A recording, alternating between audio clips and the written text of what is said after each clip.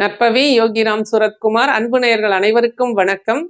நம்ம வீட்டு குழந்தைங்க நல்லா படிக்கணும், நல்ல ஒழுக்கமா வளரணும் அப்படின்னா நம்ம சில வழிபாடுகளை தொடர்ந்து பண்ணணும். ஏன்னா இப்ப எல்லாருமே பண வரவுக்கு என்ன பண்ணலாம், பணம் எங்களுக்கு நிறைய கிடைக்கணும், இந்த மனநிலையில தான் சுக்கரஹோரை வழிபாடு, மகாலட்சுமி வழிபாடு அப்படின்னு சொல்லிட்டு இந்த நம்பர்ஸ் கொடுங்க நாங்களுக்கு பணம் அதிகமாக வரணும், இந்த எண்ணத்தை தான் வச்சிருக்காங்களே தவிர வீட்டில் இருக்கிற குழந்தைங்க நல்லா வளரணும், நல்லா படிக்கணும், அவங்களுக்கு நல்ல ஒரு வாழ்வியலை நம்ம சொல்லி கொடுக்கணுங்கிற எண்ணத்தை விட்டுறீங்க. அதுக்கு நிச்சயமா அது தவறான. ஏன்னா சரஸ்வதி அக்கா வந்தாதான் மகாலட்சுமி தங்கச்சி பின்னாடியே வருவாங்க. இதை புரிஞ்சுக்குங்க. அதனால நம்மளோட அடுத்த சந்ததி நமக்கு நல்ல முறையில வளரணும் அப்படின்னா ஒவ்வொரு வீடுகளிலும் அமர்ந்த நிலையில் வெண்ணிற ஆடை கட்டிய சரஸ்வதியோட போட்டோ எல்லா இடத்துலையும் இருக்கணும். நீங்க டவுன்லோட் பண்ணுங்க. பூந்தோட்டம் அப்படிங்கிற இடத்துலதான் சரஸ்வதிக்கு பிரதானமான கோவில் இருக்கு. அந்த அம்பாலோட போட்டோ கூட நீங்க டவுன்லோட் பண்ணி வீட்டில் வச்சு அதுக்கு ஒவ்வொரு புதன்கிழமையும், கல்விக்கு அதிபதி புதன், அப்போ ஒவ்வொரு புதன்கிழமையும் காலையில 6 to 7 பெரியவங்க ஸ்ரீராம ஜெயம் 108 முறை எழுதுங்க.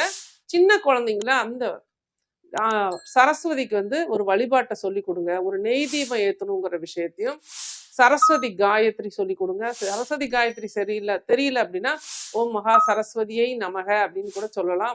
சரஸ்வதி போற்றி அப்படின்னு சொல்லலாம்.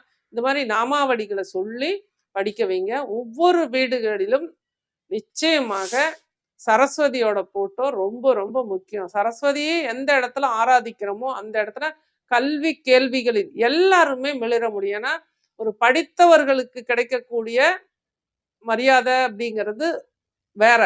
மாடு மேய்ச்சா கூட படிச்சுட்டு மாடு மேய்க்கணும். ஏன்னா அந்த கல்வி அறிவு அப்படிங்கிறது வித்தியாசமா யோசிக்க வைக்கும். நிறைய நமக்குள்ள நிறைய திறமைகளை நம்ம வளர்த்துக்கிறதுக்கு கல்வி அப்படிங்கிறது ரொம்ப ரொம்ப முக்கியம். அதனால வீடுதோறும் எப்படி நீங்க இன்னைக்கு மகாலட்சுமி, முருகன், வாராகி அப்படின்னு சொல்லி எல்லா இடங்களிலும் வச்சு வழிபடுறீங்களோ அது போலவே வீடுதோறும் சரஸ்வதியோட வழிபாடுகள் நிச்சயமா இருக்கணும். சரஸ்வதியை புதன்கிழமையில வழிபாடு பண்ணுங்க. நிச்சயமா பெரிய அளவுல கல்வியில் சிறக்க முடியும்.